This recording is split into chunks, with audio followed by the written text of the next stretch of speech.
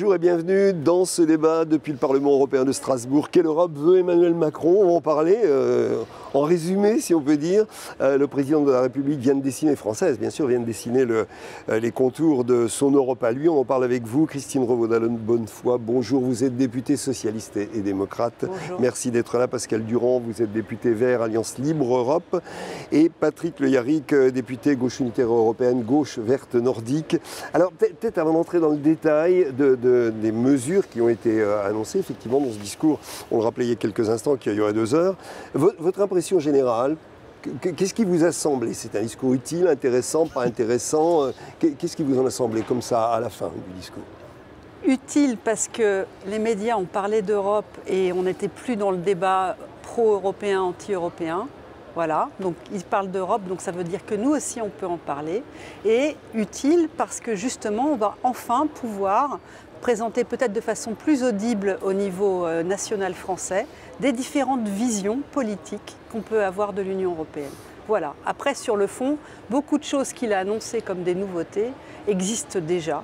Était déjà le fait, d'ailleurs, j'en retiens beaucoup qui venaient du groupe des sociodémocrates, beaucoup sur lesquels on n'est pas d'accord, mais c'est normal puisqu'on n'est pas dans la même organisation politique, et puis certaines sur lesquelles ça va susciter un débat. Mais au moins, on peut maintenant parler de politique sans être enfermé dans le gros machin gloubi-boulga des pro-européens, parce que ce n'était pas le cas, et ça a été un vrai problème pendant des années.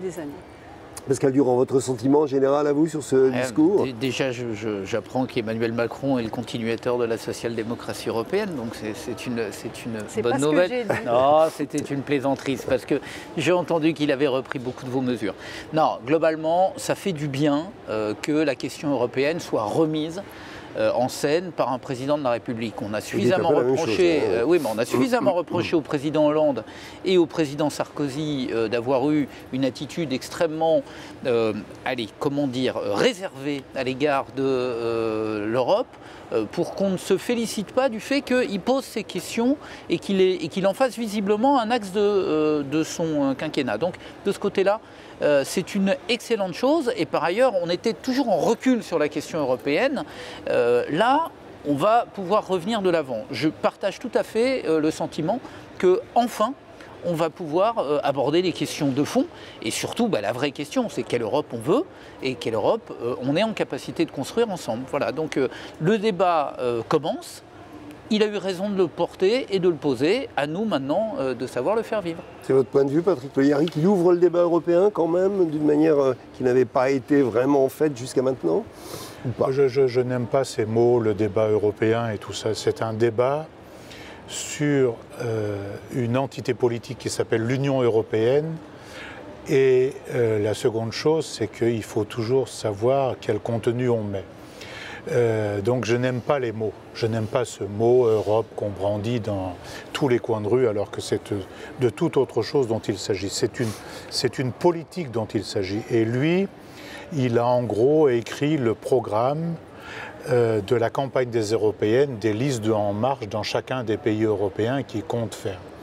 Seconde donnée, qui n'est pas suffisamment prise en compte souvent, c'est la première fois que nous avons un président de la République qui n'a pas connu, en fait, par exemple, les accords de Maastricht. Il n'a pas connu le traité de Maastricht comme étant un acteur du traité de Maastricht. Et ça le conduit à avoir une vision un peu totalement intégrée de l'Union européenne, en multipliant, en picorant d'ailleurs, c'est vrai, à droite, à gauche, des propositions de la Commission, des propositions de certains groupes politiques ici ou de partis politiques en France. Et donc il faut prendre en compte toutes ces données-là.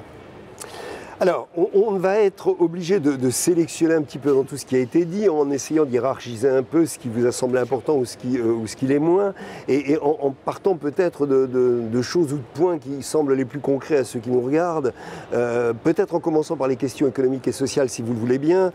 Alors, on a parlé, j'aborde un petit peu au hasard, comme ça, 2 points qui nous ont paru importants, la relance de la taxe sur les transactions financières, par exemple, ou la taxation des géants du numérique. C'est des choses qui sont d'actualité l'actualité, des choses qui sont débattues, des choses qui sont connues du public. Qu'est-ce que vous en pensez des propositions qui ont été faites là-dedans, étant entendu qu'on va essayer de ne pas être trop technique, bien qu'il faille l'être malgré tout? Je vais être très simple. La taxe sur les transactions financières, au mois de juin, son gouvernement, Monsieur le maire en tête, indiquait qu'il n'en voulait pas. Donc Emmanuel Macron fait un discours en disant c'est formidable, il faut le faire, alors même que son gouvernement s'est prononcé contre. Et sur la question de la taxation numérique, c'est pareil, effectivement, mais on est un certain nombre de groupes ici à le demander. Sauf que la réalité, c'est que dans l'ensemble des États membres, donc le Conseil, ceux qui décident in fine, l'Irlande n'a toujours pas donné son accord. Donc, c'est très bien de le dire, mais il y a les discours et il y a les actes. Et là, aujourd'hui, les actes, ils ne sont pas là. Donc sur la taxe des transactions financières, qui n'est absolument pas une nouveauté, ça fait combien de dizaines d'années qu'on en parle maintenant, il faut passer aux actes. Et s'il pouvait commencer par faire en sorte de dire à son gouvernement de faire ce qu'il dit, ce serait pas mal. Votre point de vue là-dessus, sur ces questions-là? Non, je pense on va avoir un vrai sujet dans les années qui viennent, enfin dans les mois, sur la question que Patrick évoquait, la question politique. La question, et je crois qu'on est tous d'accord là-dessus. La problématique que va avoir Emmanuel Macron, c'est est-ce qu'il va à un moment ou à un autre mettre les actes en adéquation avec les mots. Et on sait ce que les précédents présidents de la République en France ont créé, j'allais dire, dans leur propre camp, que ce soit avec Sarkozy ou que ce soit Hollande, comme déception à ne pas finalement respecter les engagements qu'ils ont pris devant les Françaises et les Français. Donc Emmanuel Macron, là, maintenant, prend des engagements européens. Et encore une fois, je ne le critique pas de vouloir mettre, alors j'enlève le mot débat parce que visiblement il ne plaît pas, mais en tout cas mettre ces sujets-là sur la table. Ok. Après, effectivement, la question des transactions, des taxes sur les transactions financières, on en parle depuis 2008. Et depuis 2008, on attend. Donc là, on ne voit pas venir grand-chose. Donc il vient nous dire maintenant qu'il veut les mettre en œuvre, tant mieux. Sur la question de la taxation des grandes entreprises et de la concurrence fiscale en Europe, parce que la réalité c'est ça, c'est que les grands groupes vont payer, choisissent un peu, 1% là, 3% là, enfin bref, ils font leur petite cuisine tranquillement. On va voir si effectivement la France mène la lutte pour faire en sorte qu'on ait une taxation unique sur l'assiette de toutes les grandes entreprises européennes, et puis qu'on ait ensuite un taux d'imposition qui soit à peu près le même pour tout le monde, pour qu'on arrête avec le dumping fiscal, comme on doit arrêter avec le dumping social. Oui. Patrick Le Yarrick, et on en profite pour parler aussi du dumping social, puisque c'est effectivement un des thèmes récurrents et qui est revenu dans le discours de Macron. Non, mais la question fondamentale, le concept fondamental qu'il a avancé dans son discours et qu'il fait depuis, c'est ce nouveau concept de souveraineté européenne. Or, il n'y a pas de souveraineté sans le peuple. Or, dans tous les discours, celui-là, comme celui du président de la Commission il y a quelque temps, comme d'autres qu'on trouve ici ou là, il n'y a qu'un absent, le peuple. Et tout est pensé à partir d'une sorte de macroéconomie et d'une sorte d'élite bureaucratique, politique, économique à son seul service. La souveraineté européenne, on vient d'en voir un exemple concret quelques jours après son discours, quand il a laissé Siemens dominer Alstom, racheter Alstom, dont on ne sait pas ce que va devenir Alstom Transport demain, parce que les orientations stratégiques de Siemens sont peut-être plus éloignées qu'on ne le croit de transport, c'est-à-dire de nos métros, de nos RER et puis de nos trains. Peut-être que ceci terminera dans l'escarcelle, je ne sais où, de Bombardier ou peut-être même du chinois qu'on prétend concurrencer. Le lendemain, on a à Saint-Nazaire, on nous avait fait croire à une nationalisation à Saint-Nazaire pour STX. En vérité, après un mois ou un mois et demi d'une sorte de bras de fer, on va céder STX aux Italiens, mais avec une conception très bizarre. c'est que l'État va garder 1% du capital, mais va prêter ce capital aux Italiens pour qu'ils nous dominent mieux. Et l'orientation qu'il y a derrière, c'est qu'on va sortir STX, ou en tout cas réorienter STX vers le militaire, c'est-à-dire après avoir fait sombrer nos arsenaux militaires tels qu'ils l'ont fait, et bien maintenant on va tenter d'inclure Naval Group, qui étaient nos anciens arsenaux, dans un conglomérat à Saint-Nazaire pour le militaire. Autrement dit, il y a derrière tout ça une stratégie économique et politique qui est très dangereuse, parce qu'on est en train de perdre notre sang industriel au nom de cette fameuse souveraineté européenne. On nous fait croire à un Airbus, ce n'est pas du tout le concept originel de Airbus, c'est une fusion-acquisition dont nous sommes les perdants. Et on peut prendre tous les sujets ainsi. Il a parlé par exemple d'un changement de la politique agricole commune, oui. Mais on peut parler de ça tant qu'on veut. Tant qu'on ne parlera pas de la rémunération du travail et de la possibilité pour les paysans de rentrer dans une transition environnementale comme nous en avons besoin aujourd'hui, eh bien il n'y aura pas de politique agricole commune qui ne tienne. Alors on dit ça alors que cette semaine on est en train de faire sauter les quotas sur le sucre après avoir fait sauter ceux sur le lait. Et on peut multiplier comme ça les exemples. Oui, picor à droite et à gauche comme ça pour les discours, mais en vérité, le fond, c'est cela. Et l'autre chose, c'est qu'il a dit, mais moi, je suis fondé à parler parce que je mets en œuvre en France une politique qui va permettre ceci. Or, sa politique, on voit bien ce que c'est. C'est la destruction du droit du travail, ou d'une grande partie du droit du travail. C'est la mise à sac du logement social, etc., etc. C'est un budget encore où on va serrer la vis, à tel point que tout le monde est aujourd'hui en rébellion contre lui. Donc on n'est pas en train de bâtir une politique de coopération européenne. On fait des discours sur l'Europe, mais pas avec les peuples, c'est sans eux et contre eux. Ce lien entre politique européenne et politique nationale dans le domaine social, par exemple, vous le voyez aussi, Macron a beaucoup parlé du lien ou du renforcement, en tous les cas du lien entre l'Allemagne et l'économie, au niveau de l'économie, notamment l'Allemagne et la France, l'unification des procédures, y compris des entreprises, etc. Est-ce que ça veut dire qu'à l'heure actuelle, ce qui se passe, notamment, on le disait au niveau de la loi travail, c'est un alignement sur l'Allemagne et c'est ce qui préfigure, ce qu'il entend par cette unification des marchés et des procédures économiques allemandes et françaises. Vous voyez ça comme ça ou pas ? Quand on voit ce qu'il fait avec les ordonnances travail en France, c'est clairement une casse du Code du travail. Quand on l'entend dans son discours, il parle il faut mettre en place des convergences sociales. On peut être que d'accord avec convergence sociale. On va se dire on va renforcer les droits des travailleurs partout au sein de l'Union européenne. Et après, on regarde dans la réalité des faits. Sur la révision de la directive des travailleurs détachés, il y a un point qui était très important pour la France jusqu'à présent, jusqu'au mois de mai. C'était la question des transports. Que les personnes qui travaillent dans le secteur des transports soient eux aussi soient concernées par cette directive. Or, la Commission et un certain nombre de pays d'Europe de l'Est et l'Espagne disaient « nous, on n'en veut pas, on ne veut surtout pas avoir une harmonisation concernant le secteur des transports ». Mais la France tenait bon jusqu'en mai. Eh bien, depuis le mois de mai, il y a eu des déplacements de M. Macron et la question des transports n'est plus aussi prioritaire. Et donc là, c'est un enjeu très concret sur lequel il y a une déperdition. Et donc, il faut faire très attention entre les discours qui sont prononcés avec des jolis mots et la réalité. On a vu ce que ça a donné en France et au niveau européen. Je suis très inquiète. Quand je regarde comment les libéraux-démocrates votent sur tous les textes sociaux au Parlement européen, ils votent avec le PPE, ils votent avec la droite conservatrice, ils ne votent pas avec nous sur ces mesures-là. C'est la même chose sur les questions relatives à l'environnement. Ils votent avec le PPE, ils ne votent pas avec nous sur ces questions-là. Et donc, la ligne politique de M. Macron, il a tout à fait le droit d'avoir une ligne politique, mais on ne peut pas la partager, parce qu'elle est aux antipodes de ce pourquoi nous nous battons. L'environnement, vous venez de prononcer le mot, je voulais en parler, Pascal Durand.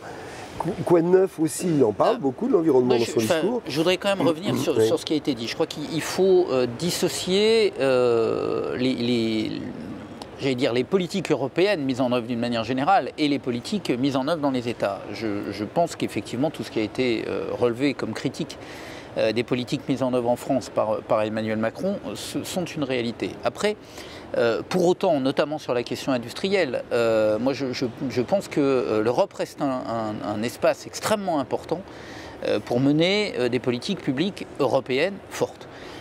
Donc, je dissocierais les logiques qui sont des logiques de rapprochement avec d'autres groupes européens et les logiques d'une libéralisation du monde.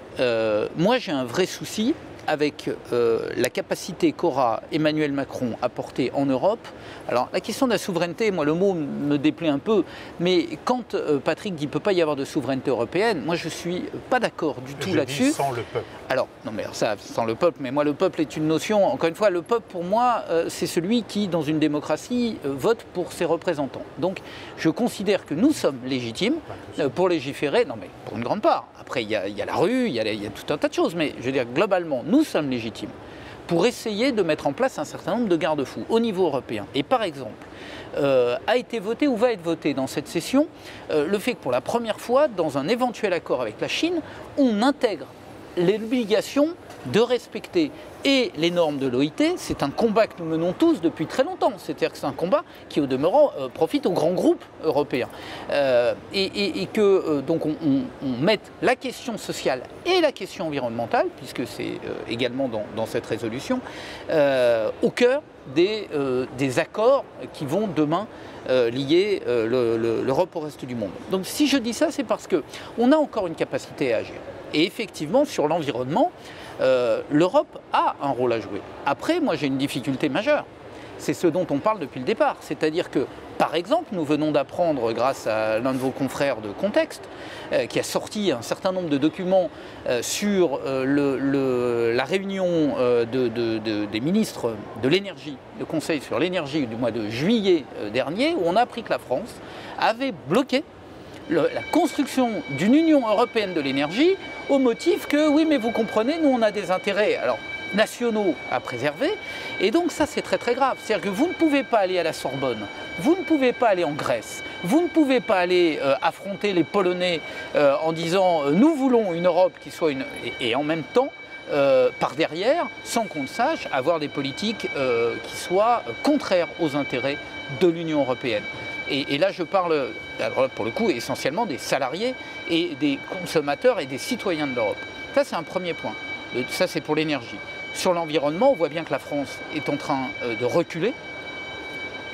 On le sait, sur les perturbateurs endocriniens, on a tous vu cette difficulté qui amène d'ailleurs à renationaliser. Quand j'entends mon ami Nicolas Hulot dire « oui, mais la France va se protéger », mais ce n'est pas de la politique européenne.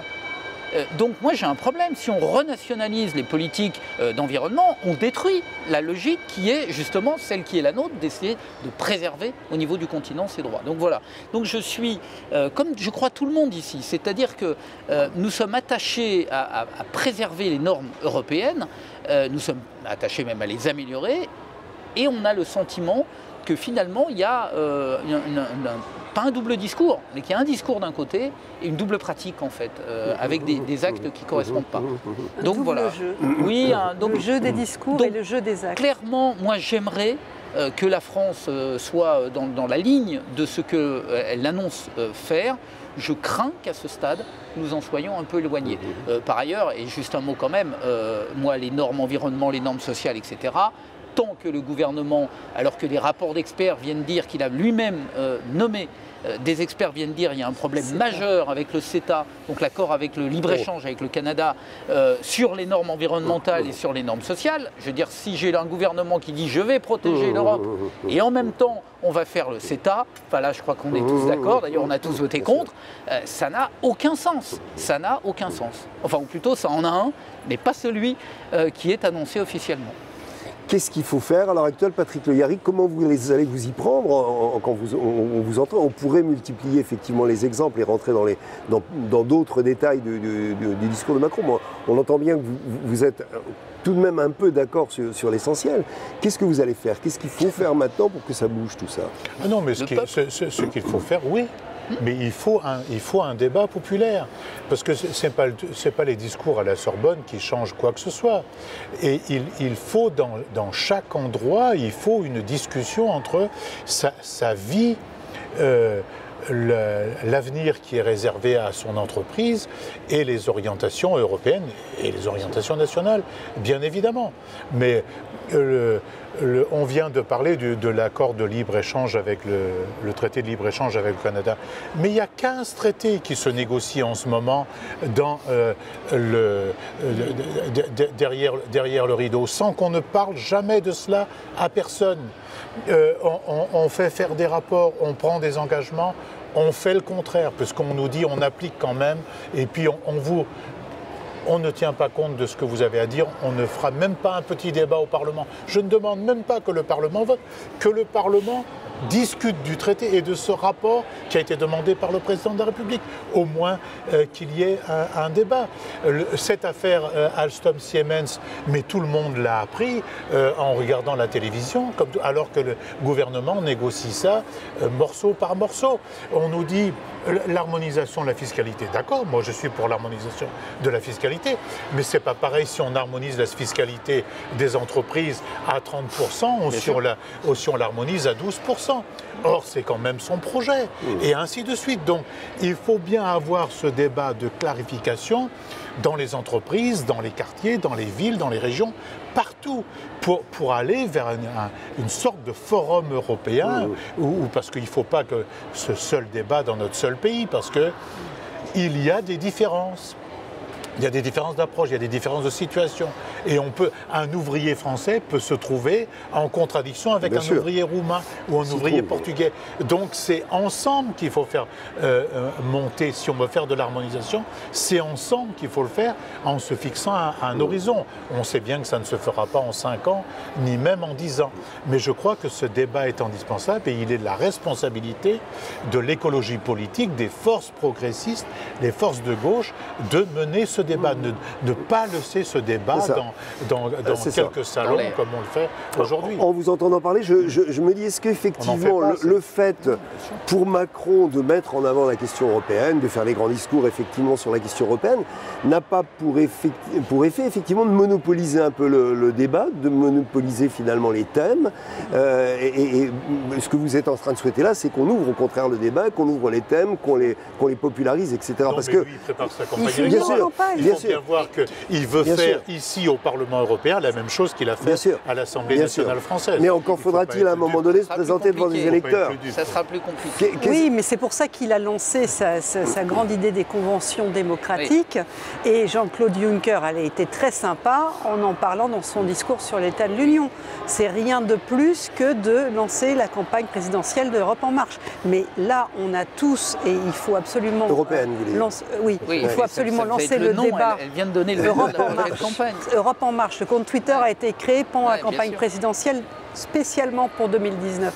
Ce qu'il faut faire, c'est absolument participer au débat, créer nos débats, faire les débats, et pas uniquement en France, partout, comme Patrick le disait, et puis faire de la politique, démontrer les propositions que nous faisons et les propositions aussi de vision et d'alliance. Il y a eu longtemps cette grande coalition Gloubi-Boulga, comme je l'appelle, et qui est un petit peu le modèle qui convient à Emmanuel Macron, parce que c'est pour lui du et en même temps, et c'est tout ce qu'on ne veut plus ici. Et nous, il faut qu'on avance sur des alliances, et quand on voit les convergences qu'on peut avoir avec la gauche radicale et avec les écologistes, c'est vers ça qu'il faut travailler, pour montrer qu'il y a une autre option possible que ce Gloubi-Boulga. Je vous remercie, ce sera le mot de la fin. Merci de nous avoir suivis, à bientôt, au revoir.